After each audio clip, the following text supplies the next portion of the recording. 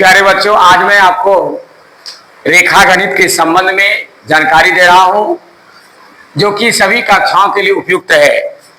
ठीक है, आप ध्यान से इसको सुनेंगे, समझेंगे, मुझे आशा है कि आपको समझ में आ जाएगी। सबसे पहले मैं कौन के बारे में आपको जानकारी दे रहा हूं। कौन के बारे में आपको पता है कि जो 0 डिग्री से बड़ा हो और 90 डिग्री छोटा हो वह क्या कहलाता है? न्यून कोण। और जो 90 डिग्री के बराबर हो वह समकोण त्रिभुज कहलाता है। समकोण त्रिभुज समकोण कहलाता है। त्रिभुज गलती बोला गया, मिस कर गए। ठीक है, अब देखिए जो 90 डिग्री से बड़ा और 180 डिग्री से छोटा रहे, इससे बड़ा और इससे छोटा रहे, वह क्या कहलाता है? अधिक कोण। उसके बाद 180 डिग्री के बराबर हो वह क्या कहलाएगा? ऋजु कोण कहलाएगा।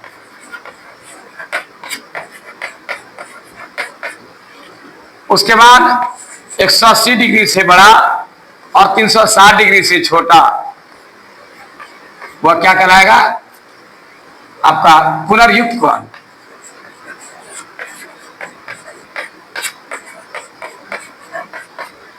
उसके बाद 360 डिग्री के बराबर जो होगा वह क्या कहलाएगा? पूर्ण कोण।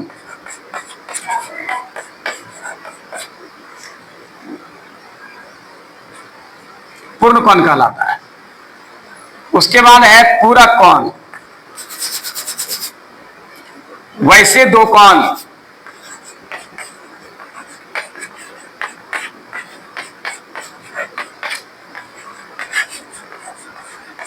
जिसका योगफल 90 डिग्री के बराबर हो,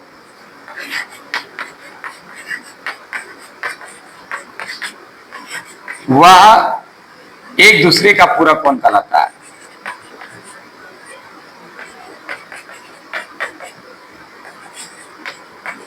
पूरक कोण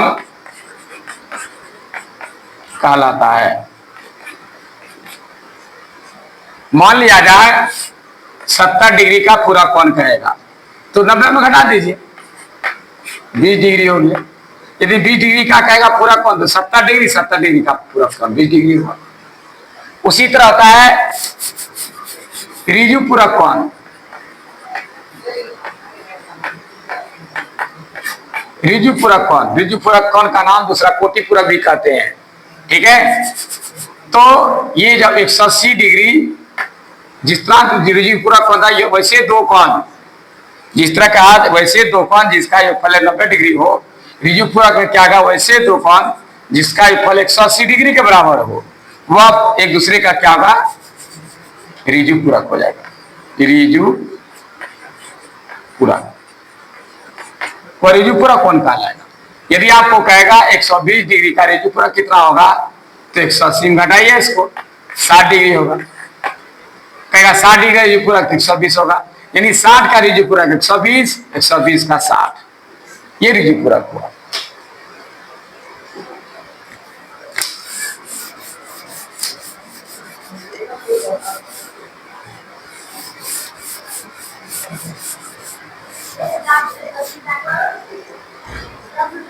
उसका होता है आसन्न कोण।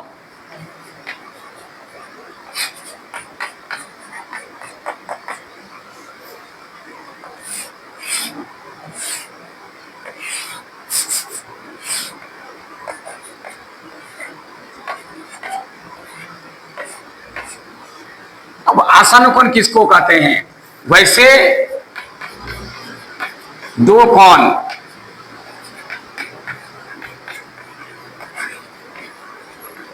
जिसका एक ही शीर्ष बिंदु हो,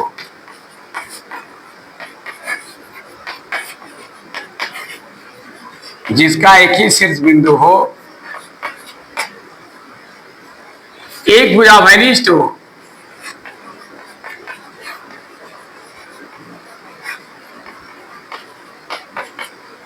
ये देखते हैं, ये दोनों कोण का एक ही बिंदु वैनिष्ठ है, वो बिंदु, और एक भुजा वैनिष्ठ है, इस भुजा से इधर भी कोण बन रहा है, इधर भी कोण।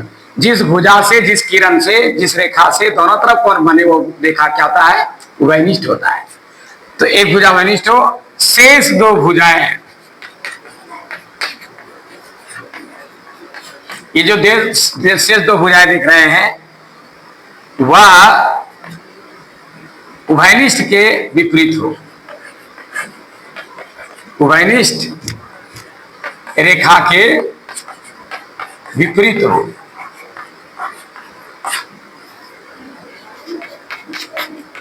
जब उसका विपरीत है, इससे इधर विपरीत है, तो वैसे क्या कहलाएंगे, वैसे कोण आसन कोण कहलाते हैं। फिर से एक बार देखिए, वैसे दो कोण जिसके एक ही शीर्ष बिंदु हो, एक भुजा वैनिष्ठ हो और शेष दो भुजा वैनिष्ठ के विपरीत दिशा में हो। अब आइए हम आपको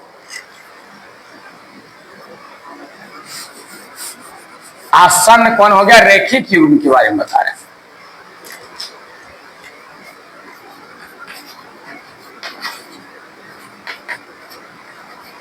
रैखिक युग्म,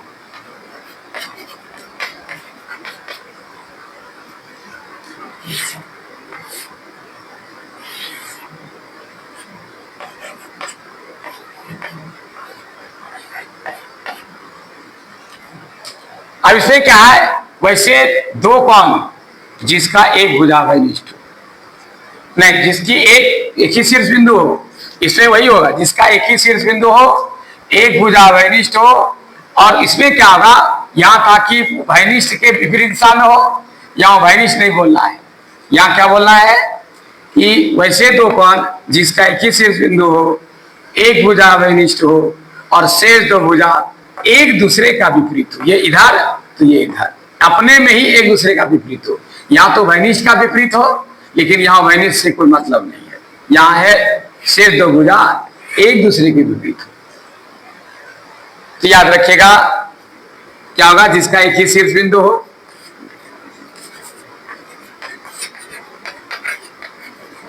शीर्ष बिंदु एक,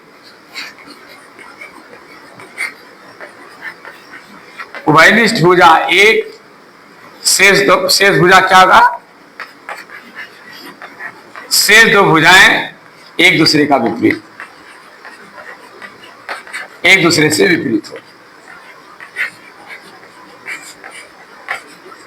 ये मूल मंत्र हो गया आपका, ठीक है। अब देखिए दोनों में डिफरेंस बता रहा हूं। जितने भी रैखिक कोण हैं वो उसको हम आसन कोण भी कह सकते हैं। ध्यान से सुनिएगा, रैखिक युग्म का कोणों का, दोनों कोणों का मान जोड़ के 180 होता है। हमेशा जब तक कि दोनों कोणों का योगफल 180 डिग्री नहीं होगा तब तक उसको हम रैखिक युग्म नहीं कह सकते हैं। इसका बंधन है, रैखिक युग्म हमेशा 180 डिग्री का ही होता है। वैसे सभी इसमें और कौन है, सभी का जोड़ करके 180 पूरा है, तो समझिए वो रैखिक कौन है। रैखिक कौन है, युग्म नहीं, युग्म ना डुएट होना चाहिए। युग्म का मतलब जोड़ा, युग्म ना जोड़ा, दो ही कौन रहेगा तभी युग्म लिखेंगे।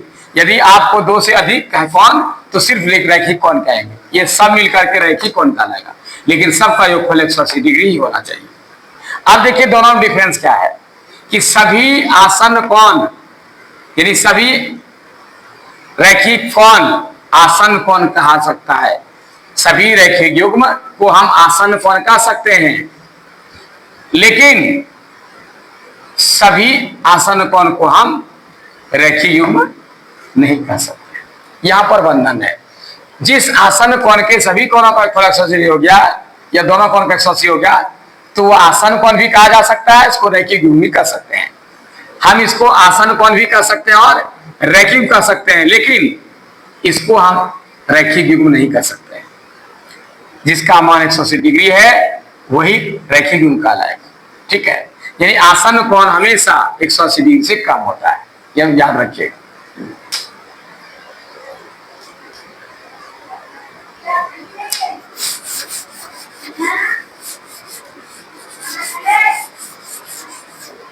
उसके बाद है सिर्फ कि जब एक रेखा दूसरे रेखा, मान लिया AB रेखा है और CD रेखा है, जब एक दूसरे को किसी बिंदु पर, मान ओ बिंदु है, वो बिंदु पर प्रतिच्छेदित करती है तो इससे कितने कोण बने? 1 2 3 4।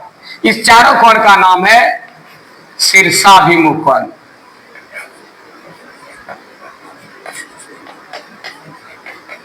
क्या नाम है? शीर्षाभिमुख कोण या अभिमुख कोण या सम्मुख कोण।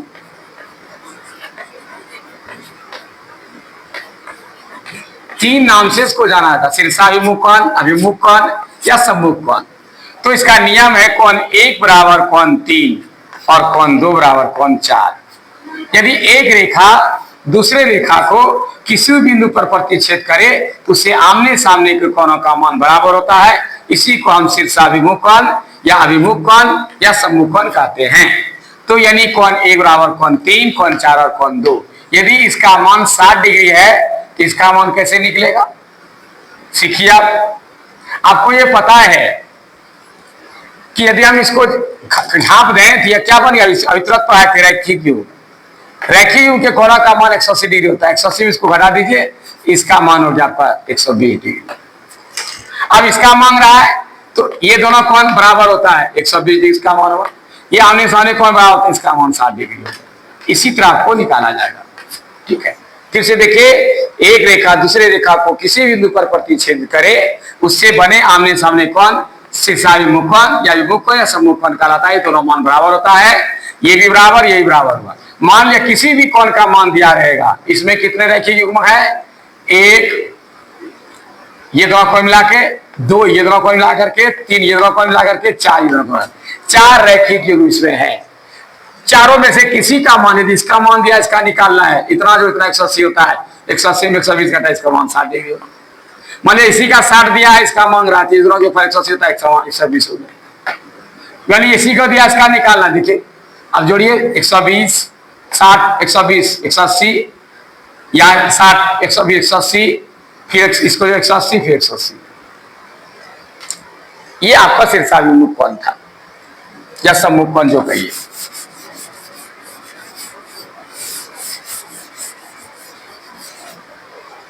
उसके बाद है जब दो समांतर रेखाओं को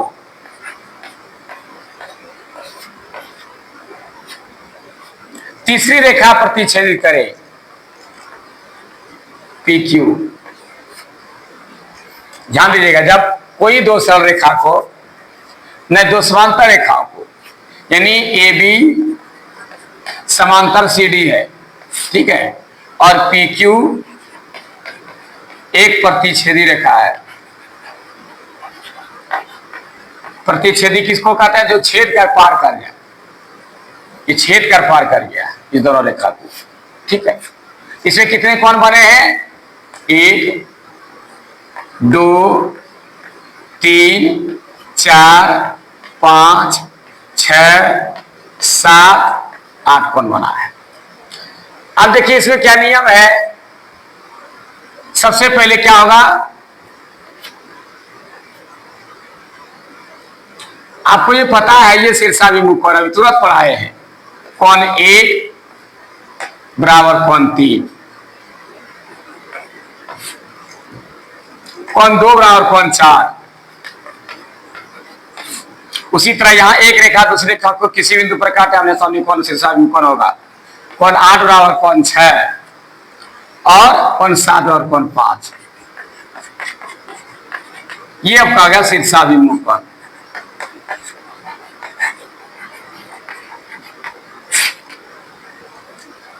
दूसरा है आपका एकांतर कोण। एकांतर क्या होता है? इस तरफ का कोण इधर देख रहा है और ये इस तरफ कोण उधर देगा, दोनों विपरीत दिशा में है। रेखा के अंदर ये देखिए, इधर ये इधर है, एक दूसरे के एकांतर में एक का अंतर है, इसके बदले ये ना होकर के एक का अंतर है, एकांतर। ठीक है, एकांतर कोण होता है। एकांतर कोण बराबर होते हैं, जिस तरह शीर्षाभिमुख कोण बराबर होता है, बराबर होते हैं, देखा भी, उसी तरह एकांतर कोण बराबर होते हैं। एकांतर दो होता है, एक अंतः एकांतर,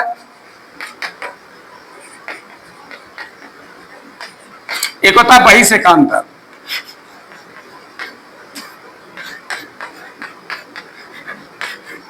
बहिष एकांतर। अब देखिए अंतः एकांतर क्या हुआ, अंतः में भीतर, ये दोनों रेखा भीतर, कोण 3 बराबर कोण 5।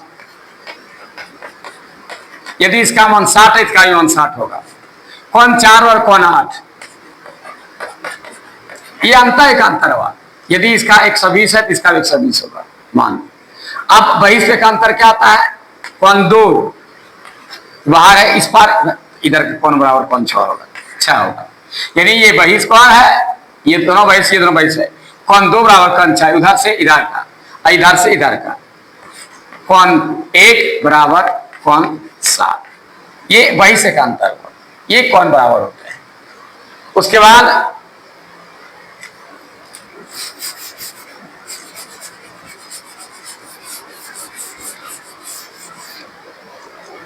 संगत कोण।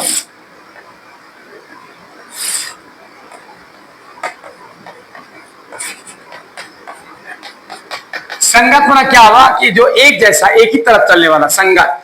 देखिए इसमें संगत भी दो तरह का है, ठीक है ना। एक संगत इसमें जो है दो तरह का है। देखिए एक है बाहर से इधर, ठीक है, और इसका ये इधर संगत हो गया, इसका ये इधर, इसका इधर संगत हो गया, इसका ये इधर, इसका ये संगत हो गया, इसका इधर, ये इसका इधर संगत हो गया। यानी कौन कौन हुआ, कोण 1 इधर है, कोण 1 बराबर इधर मुंह करने वाला कौन है, कोण 5, एक हो गया। ये दोनों एक ही तरफ चलने वाला है। फिर इधर है 2, इधर भी चलने वाला 8 है, ये कोण बराबर है। फिर कोण 6 इधर, तो कोण क्या है, 1 2 3 4, कोण 4 है,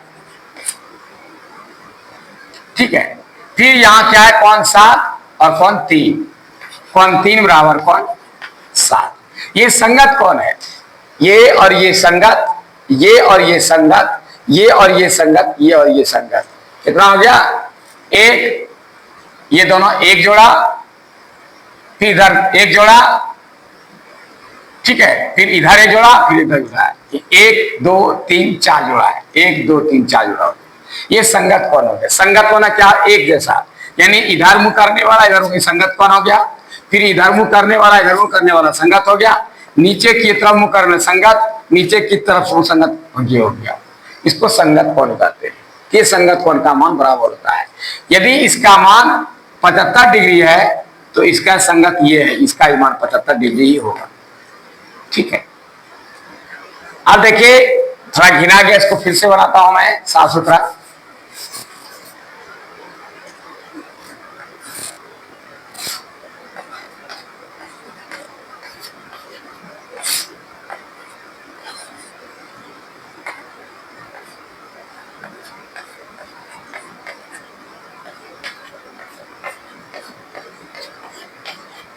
यही है।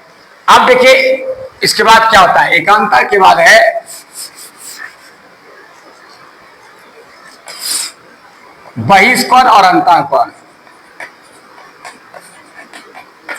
और अंतः कोण, ठीक है। एक ही तरफ का, एक ही तरफ का, एक ही तरफ का। अब देखिए बहिष कोण एक ही तरफ का क्या क्या हुआ, 1 और 4, कोण 1 और 4 बराबर 180 डिग्री, याद रखिएगा। ये रैखिक युग्म हो गया, इसलिए बहिष कोण का मान, एक ही तरफ के बहिष कोण का मान 180 डिग्री, ठीक है। और फिर कोण 2 जो कोण 3, ये अंतः कोण हुआ 180 डिग्री हुआ, चूंकि ये रैखिक युग्म है, ठीक है। कोण 1 जोड़ो कोण 2, एक बाहर एक भीतर, कोण 1 जोड़ कोण 2, ये भी 180 डिग्री होगा। फिर कोण 4 और कोण 3, एक रैखिक युग्म हो गया, एक रेखा पर है, कोण 3 जोड़ कोण 4 बराबर 180 80 डिग्री। ठीक है, उसी तरह यहां भी क्या होगा, कोण 6 जोड़ कोण 5 बराबर 180 डिग्री। फिर कोण 7 जोड़ 8 बराबर 180 डिग्री। सब रैखिक गुण है। 6 जोड़ 7 बराबर 180 डिग्री। फिर 5 जोड़ 8 बराबर 180 डिग्री। ये अंता और बहिष दोनों मिल करके इतना रैखिक युग्म बना है। ये सारे के सारे रैखिक युग्म हैं। रैखिक युग्म कौन है? ठीक है, ये रैखिक युग्म है। अब चाहिए अंता कोणों के बारे में। एक ही तरफ का अंता कोण, एक ही तरफ का अंता कोण हुआ 2 और 6। कोण 2 जोड़ कोण 6 बराबर 180 डिग्री। मेन अंता कोण यही हमको कहना था। ये रैखिक गुण नहीं है। रैखिक ये भी है, ये भी है, ये भी है, ये भी है, ये भी है, ये भी है, ये भी है, ये भी है, ये भी है, लेकिन ये दोनों रैखिक गुण नहीं है। एक ही तरफ के अंतः कोणों का योगफल 180 होता है। यानी कोण 2 जोड़ कोण 6 180 डिग्री और कोण 3 और जोड़ कोण 5 बराबर 180 डिग्री। ये कोई रैखिक गुण नहीं है, लेकिन फिर भी इसका मान 180 डिग्री होता है। यदि इसका मान 70 डिग्री है तो इसका मान कितना जाएगा? 110 डिग्री अपने निकल जाएगा, क्योंकि दोनों जोड़ का 180 डिग्री होता है। उसी तरह इसका निकलेगा। तो इतना कोणों के बारे में आपको मैं जानकारी दिया। ठीक है, विशेष जानकारी के लिए फिर अगले में बताया जाएगा। जहां तक जानकारी मुझे थी मैंने लगभग आपको बताने का प्रयास किया। ठीक है, ऋजु कोण को ही सरल कोण कहते हैं, और भी नाम से लोग तरह तरह का कोणों का नाम और कहीं मिलता जुलता होगा, लेकिन मुझे जो जानकारी थी, जो मैंने अध्ययन किया था, बताया। जो बाकी कुछ है तो फिर अगले वीडियो पर इसको बताया जाएगा। तब तक के लिए मुझे इजाजत दीजिए। धन्यवाद।